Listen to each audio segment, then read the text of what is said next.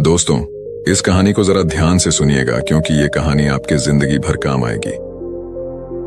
नमस्कार दोस्तों, बहुत समय पहले की बात है। एक छोटा सा नगर था। उस नगर में एक बहुत ही धनी सेठ रहा करता था। उस धनवान सेठ के पास कहने को तो सब कुछ था, किसी चीज की कोई कमी नहीं थी। उस धनवान सेठ ने अपने जीवन में बहुत बड़े बड़े मुकाम हासिल किए थे। उसने अपने जीवन में कई सफलताएं भी प्राप्त की थीं। वह जिस नगर में भी व्यापार करने जाता, वहां पर भी उसे सफलता मिलना निश्चित था। वह अपने जीवन में कभी भी हारा नहीं था। उसका व्यापार भी खूब जोरों शोरों से चल रहा था। उसके पिताजी ने उसे ऐसी 4 बातें बता रखी थीं, जिसका वह नियमित रूप से पालन किया करता था और उन्हीं बातों का अनुसरण भी किया करता था। और उन्हीं बातों की वजह से उसका जीवन बड़ा ही सुखमय था। वह जीवन के हर क्षेत्र में सफल था। ऐसे ही काफी समय बीत गया और अब वह धनवान सेठ काफी बूढ़ा हो चुका था। अब उसे लगने लगा था कि मेरी मृत्यु बहुत नजदीक है, मेरी मृत्यु कभी भी हो सकती है। और वह जानता था कि उसका बेटा बहुत भोला है, बहुत नादान है, उसे अभी दुनियादारी की समझ नहीं है। इसलिए उसने अपने बेटे को अपने पास बुलाया और अपने बेटे से कहा, बेटा, मैंने अपने पिताजी से 4 बातें सीखी थीं और उन्हीं बातों को मैंने अपने जीवन में उतारा। उन्हीं के अनुसरण की वजह से आज मैं अपने जीवन में इतना सफल हूँ, अपना जीवन सुखमय पूर्वक बिता रहा हूँ। उन्हीं बातों की वजह से आज मैं इतना सुखी हूँ, संतुष्ट हूँ और इतना धनवान हूँ। न ही कभी मुझे कोई बीमारी हुई और न ही मुझे कभी कोई धन की कमी हुई। और तुम देख ही पा रहे हो कि मैं इस नगर का सर्वश्रेष्ठ धनवान हूँ। लेकिन आज मेरे पास जो कुछ भी है, मैं उससे संतुष्ट हूँ, मैं खुश हूँ। लेकिन मैं चाहता हूं कि तुम मुझसे भी आगे बढ़ो, तुम और नाम कमाओ, तुम और धन कमाओ, लोग तुम्हारे बारे में जाने, तुम्हें पहचाने, क्योंकि हमारा समय कुछ और था और तुम्हारा आने वाला समय कुछ और ही होगा। उस धनवान सेठ ने अपने बेटे को अपने और करीब बुलाया और उससे कहने लगा, बेटा, आज मैं तुमको दुनिया की ऐसी 4 महत्वपूर्ण बातें बताने जा रहा हूं जो मुझे मेरे पिताजी ने बताई थी और इसी के कारण आज मैं इतना सफल हूं। यदि तुमने इन सभी बातों को अपने जीवन में उतार लिया, इनका नियमित तौर पर पालन किया, इनका अनुसरण किया, तो तुम भी अपने जीवन में बहुत धनवान बन जाओगे, अपने जीवन को बहुत सुखमय तौर पर बिताओगे। इन बातों के अनुसरण से न तो तुम्हारे घर परिवार में कोई दुख आएगा और न ही तुम्हारे व्यापार में कभी कोई परेशानी उत्पन्न होगी। इतना कहकर धनवान सेठ अपने बेटे को 4 बातें बताना शुरू करता है। वह कहता है, बेटा, सबसे पहली बात है काम पर छाव में जाना और छाव में आना। दूसरी बात, अपने घर के चारों तरफ चमड़े की बांध रखना। तीसरी बात, हमेशा खाने को मीठा करके खाना। और चौथी बात, अपनी पत्नी को हमेशा बांध कर रखना।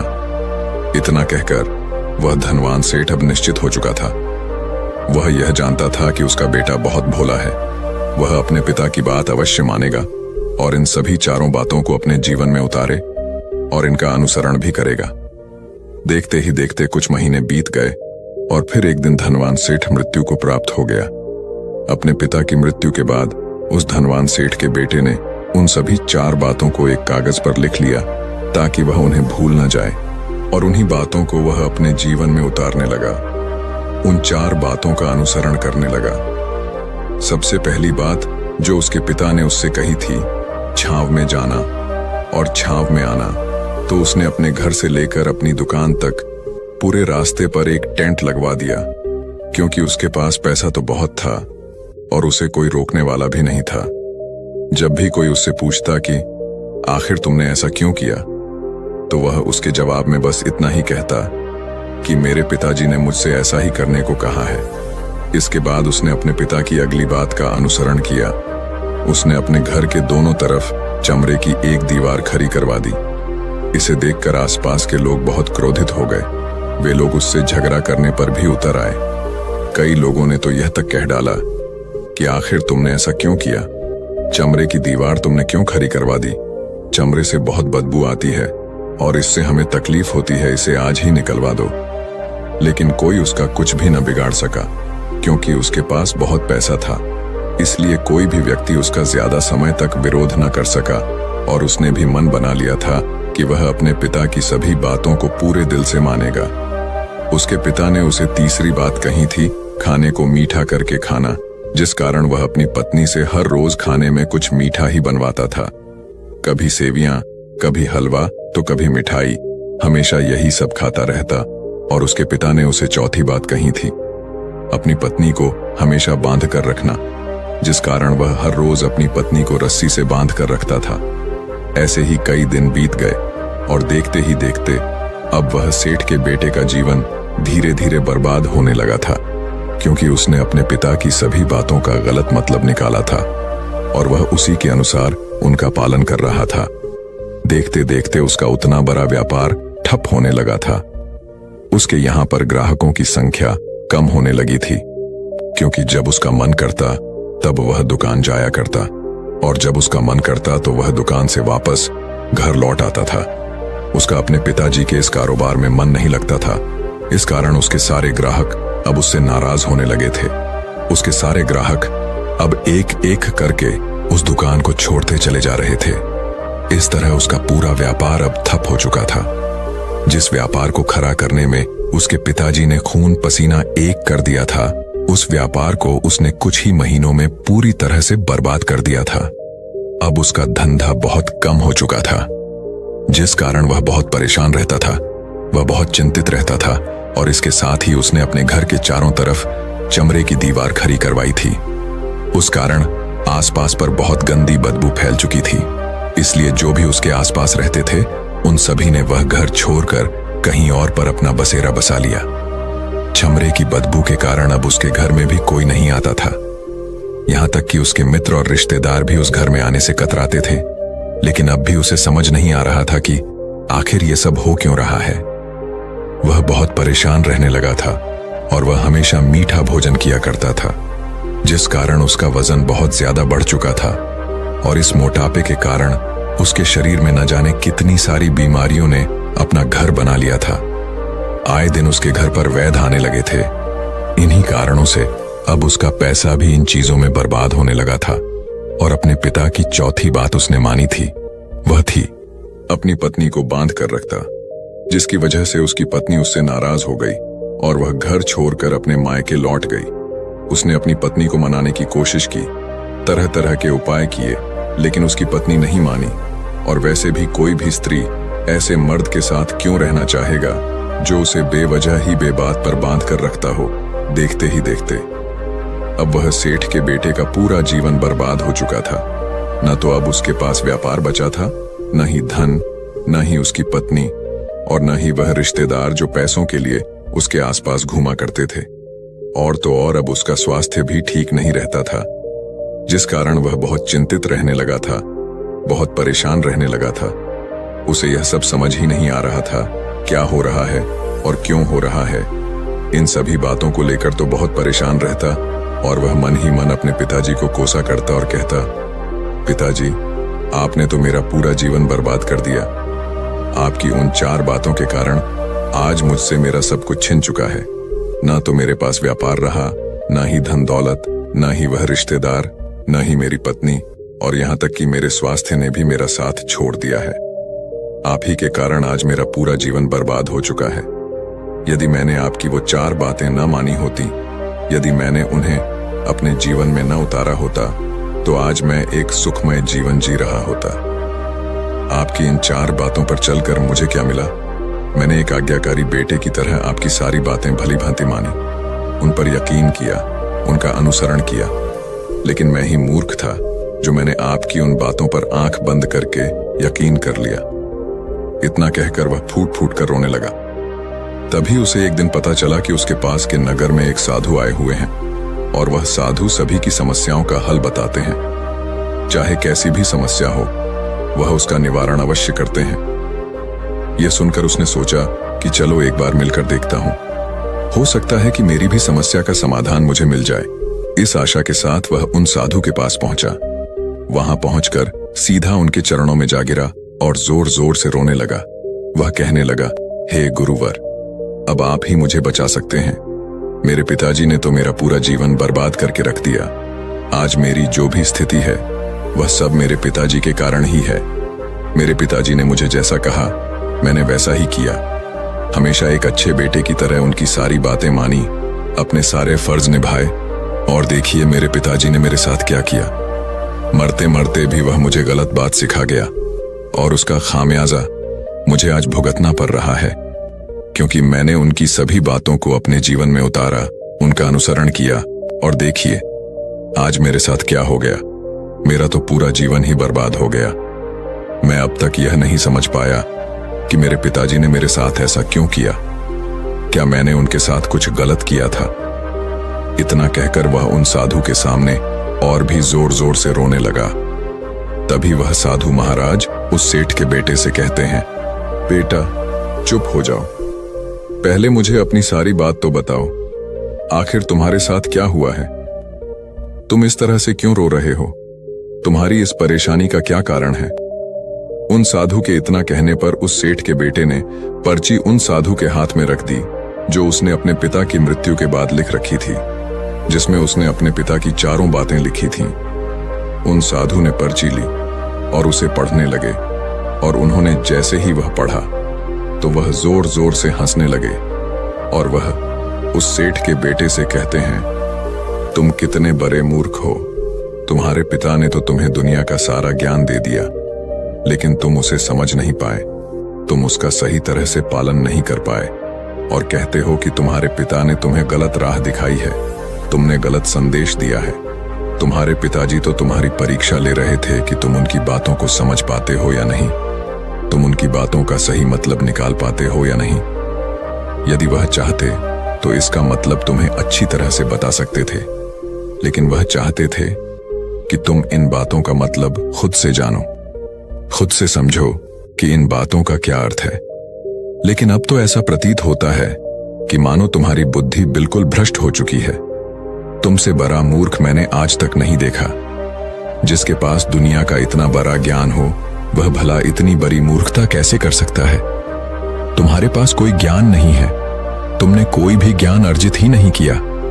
अगर तुम इन बातों का सही मतलब समझ चुके होते तो तुम भी अपने जीवन में अपने पिता की तरह ही सफल होते, खुश होते, और तुम्हारा जीवन सुखमय तरह से बीत रहा होता।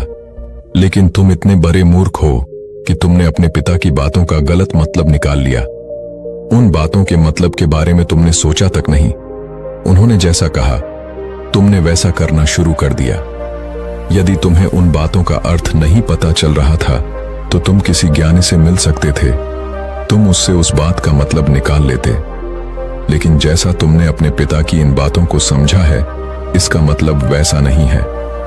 इस पर वह धनवान सेठ का बेटा कहता है, हे गुरुवर, आप क्या कहना चाहते हैं? क्या मैं अपने पिता की बातों को सही से नहीं समझ रहा और वैसे भी इसमें समझने लायक हैं क्या?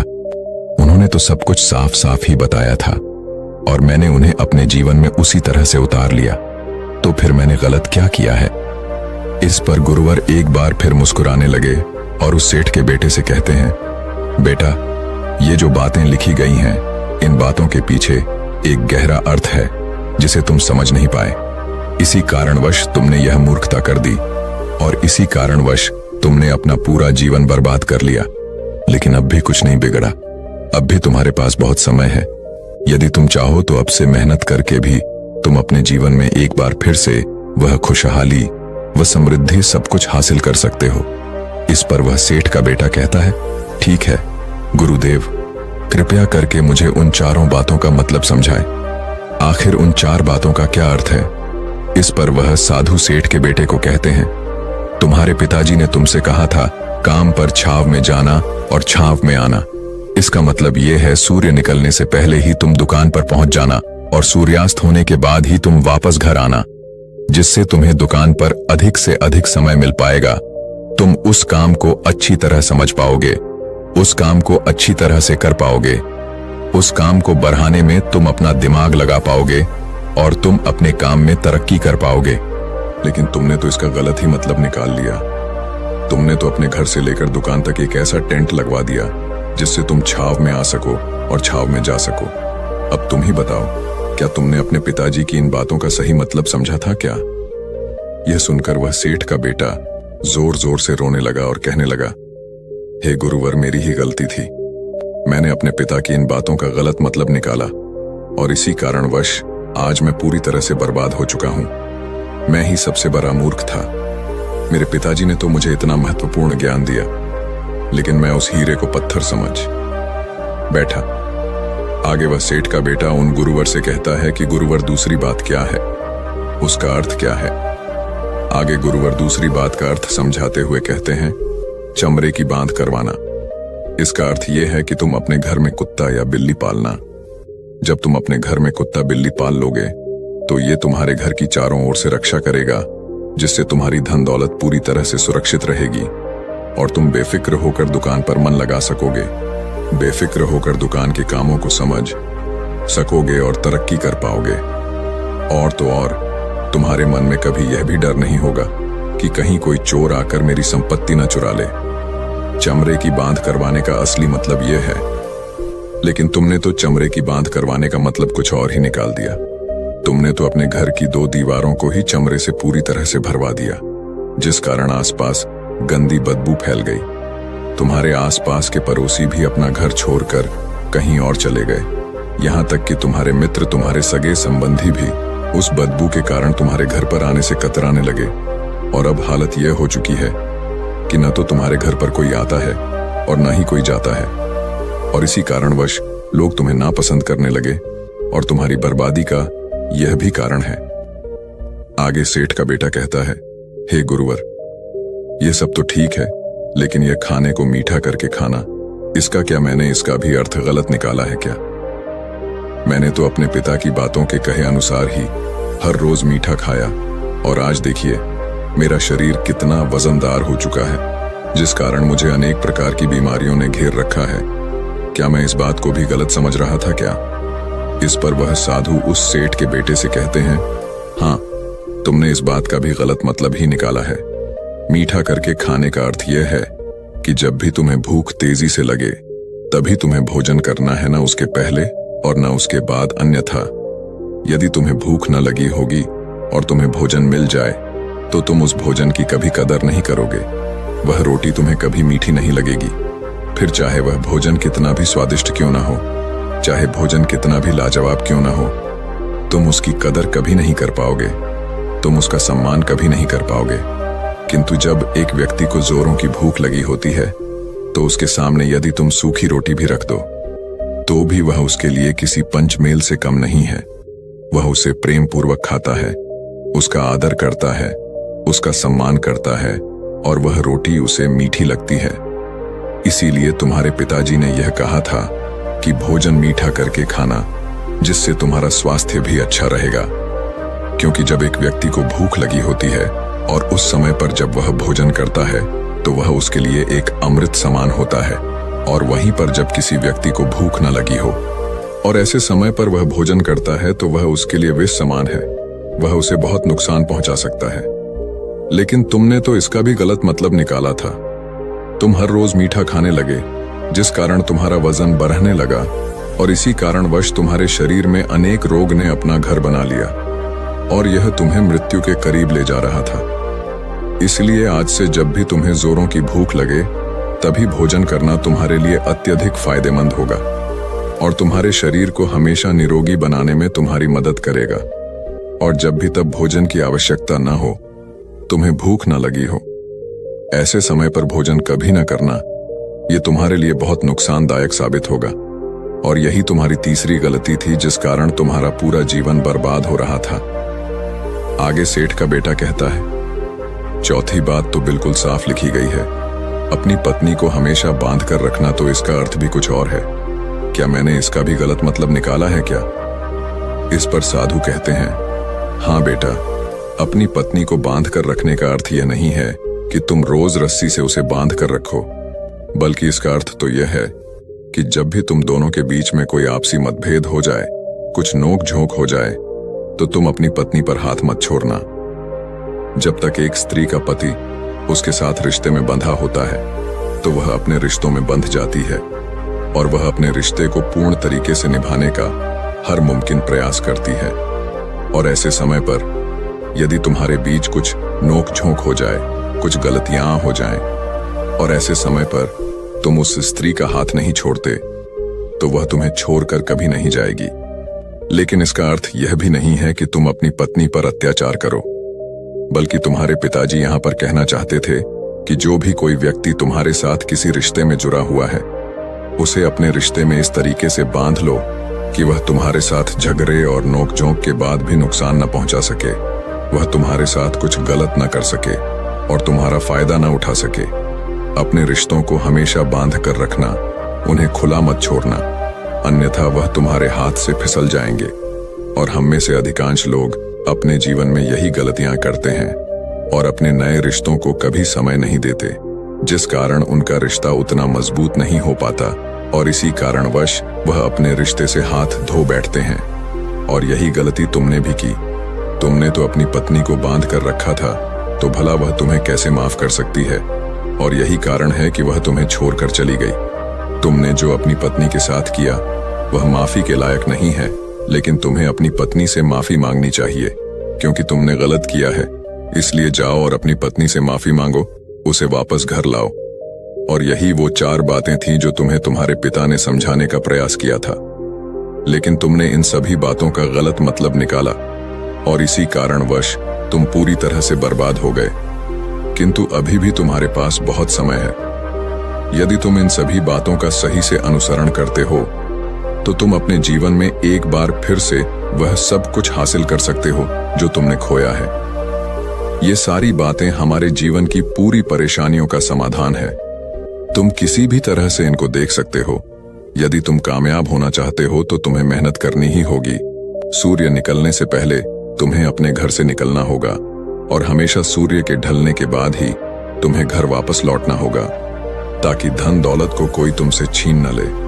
तुम्हें अपने रिश्तों को कुछ इस तरीके से बांधना होगा ताकि वह रिश्ते तुम्हें परेशान न करे, तुम्हें तकलीफ न पहुंचाए, तुम्हारा फायदा न उठाए और हमेशा एक अच्छा और स्वस्थ भोजन करना जब तुम्हें भूख लगी हो, ताकि तुम्हें जो भी सांसें मिली हैं तुम उसे खुशी खुशी जी सको। और अपने रिश्तों को हमेशा बांध कर रखना, उन्हें खुला मत छोड़ना, अन्यथा वह तुम्हारे हाथ से फिसल जाएंगे। और अपने घर में अवश्य ही कुत्ते या बिल्ली को जरूर पालना, ताकि तुम्हारा धन हमेशा सुरक्षित रहे। इन सभी बातों का अपने जीवन में अनुसरण करने के बाद तुम अपने जीवन में सब कुछ एक बार फिर पा सकते हो जो तुमने आज तक खोया है। और हो सकता है कि तुम इससे भी अधिक उन्नति कर पाओ, इससे भी अधिक समृद्धि पा सको, अपने जीवन को खुशहाल और सुखमय बना सको। इतना कहकर वह साधु शांत हो गए और सेठ का बेटा भी अपनी सभी गलतियों को समझ चुका था। उसने उन गुरु को प्रणाम किया और वापस अपने घर लौट गया। उसने उन सभी 4 बातों को अपने जीवन में उतारा, उनका सही सही अनुसरण किया। उसके बाद से उसके जीवन में सकारात्मक प्रभाव दिखने लगे। वह एक बार फिर से अपने व्यापार को खड़ा करने में सफल रहा। वह एक बार फिर से अपनी पत्नी को घर लाने में सफल रहा और देखते ही देखते उसका जीवन सुखमय और आनंदमय हो गया था। तो दोस्तों, उम्मीद है इस वीडियो से आपको काफी कुछ सीखने को मिला होगा। और अगर कुछ सीखने को मिला हो तो हमारे इस वीडियो को लाइक, शेयर, चैनल को सब्सक्राइब जरूर कर लीजिएगा और साथ ही कमेंट में नमो बुद्धाय जरूर लिखिएगा। धन्यवाद।